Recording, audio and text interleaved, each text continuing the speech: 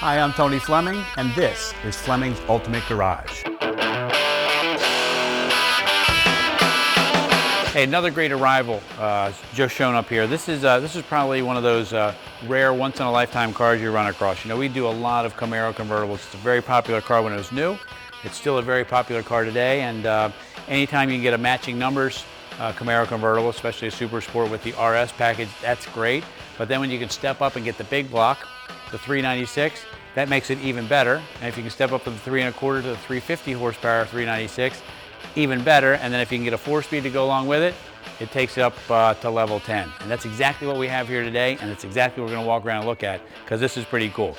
This is the car, this is the way it rolled off the showroom floor, and it was born, you know, in these colors and things like that. And as we walk around the car, you'll see some pretty cool options and features. This one does have one small upgrade, and that's the redline radials. The car came with the redline tires on it, but the customer wanted to drive this car to shows and things like that, and by having the radials on the car, it makes for a significant improvement in drivability, handling, and things like that. It was probably one of the greatest things that happened to cars in the early 70s was radial tires. But anyway, some of the great detail here. You know, as you walk around car shows and things like that, you kind of get to see what's available and what's out there, and then see the detail that some people put into it. The people that own these cars, as they go to the car shows and whatever, they're the ones that have fixed the car up properly. You know, like the headlights work, the turn signals work. When you open the hood, the decals are correct and things like that. That's the kind of car that you want to buy, because at the end of the day, those are all the things that you would have done anyway, which might take you a year and a half to sort out all those details and get it to where you want it. So let's take a look under the hood, and we'll see what the 396 350 horsepower drivetrain is all about. You know, before I go that far, check that out. I love that. The RS package on these cars just really finishes it off nicely. The front and rear spoilers, great stripe. The redline tires is just enough color to make this car pop. All right, let's check it out here. If you can, let's zoom in here on the block castings. The MX code 396 in it with the right 350 horsepower stickers. Vacuum systems in place, power disc brakes, power steering. Insulation is correct. Firewalls painted correctly. These are satin black the way they're supposed to be. You know, it's got the correct tower clamps, GM hoses. Just a cool car that very authentic. I'm sure it's not a 1,000 point show car, but the great thing about it, it's not a $100,000 car either. It's a great looking matching numbers, big block 4-speed Camaro convertible that has some great features in it. I don't like to slam these hoods. Just like to close them. All right, so we didn't talk about the interior yet, because I wanted to show you the interior because I thought it was really cool. You know, we've had a lot of butternut and lemon wood cars. In this case here, check this out. This is pretty cool. You know, butternut yellow is the color of this car, and typically you would have got a stock black interior. You could also get the black deluxe interior, which gave you these great molded door panels and things like that, okay? This has the white Houndstooth interior also with the deluxe package, and looks really nice. A couple nice things. A real wood wheel, 3-spoke wood wheel, factory tilt wheel, which is nice. And a couple things that I love a lot about a Camaro. I love these cars like this when you get the factory tach. It's got the clock in it, got the factory AM/FM radio in it, and that I love too. Console with console gauges says Camaro to me all the way. But that's the detail where people are taking shortcuts, like this piece of trim. Maybe you can't get that piece of trim, so some guy has to hand hammer that out, buff it, repaint the inside of the strip.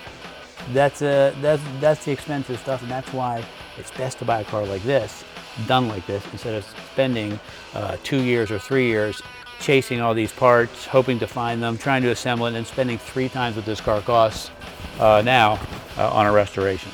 And I love the fact that this is all this kind of stuff. I will tell you this though, one of the things that we do for a lot of people, obviously the exhaust in this car sounds great. I'm going to start it for you so you can hear, but we can also put a nice hidden sound system in the glove box. You get CD with an iPod adapter, Bluetooth, things like that, and it's all hidden. No one knows it's in the car, and you don't have to cut up or modify the dash. It's a nice feature. We do that for a lot of people. Anyway, how about I start it for you so you can hear what it sounds like.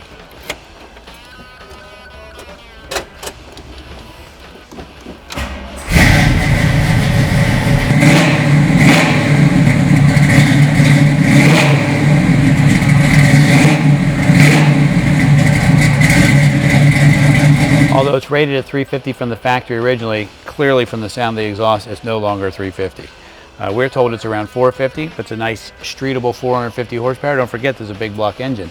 And this car rolls down the road. And with the 4-speed, the 12-bolt and posi, it definitely lays the power to the ground. Okay, so as we move in the SS and RS's package, so the Super Sport package gave us a blacked out tail panel, right? Then the RS package gave us the hideaway headlights. It also moved the reverse lights down here. Most everybody recognizes that, some do, some don't. And as you learn about these cars, just as I did, that's how I was able to identify those cars as RS's. A lot of people make clone RS's and they won't do the extra that it takes to make it right. We know this car started life as that. It's got a pretty nice feature. It's even got a remote trunk release. Probably not standard, but very nice. Okay, look at the detail. You know, a lot of people don't buff the inside of the trunk lid on these cars. Finish up with the mats, detail the cocktail shakers, or put in stainless bolts, or paint the correct bolts. Paint this the correct colors for the back of the taillight housings. Like, this may not seem like a big deal to you, but think about that. You know, this could take all weekend just to paint the backs of the taillight. You gotta let them dry, you gotta prep them and seal them, and then install them back in there and hope that they work properly. But I don't know, this is really, really nice. The one thing I did want to show you is I want to show you the quality of the paint.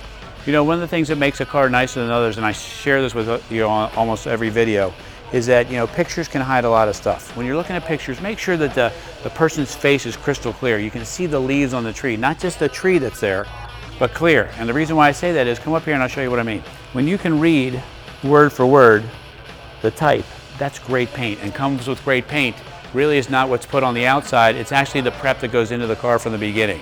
You know, the shine and depth of great paint really starts in the bare metal and prepping that properly, making it straight, making sure it's nice and flat and smooth, and that's what you get here. All new chrome and stainless.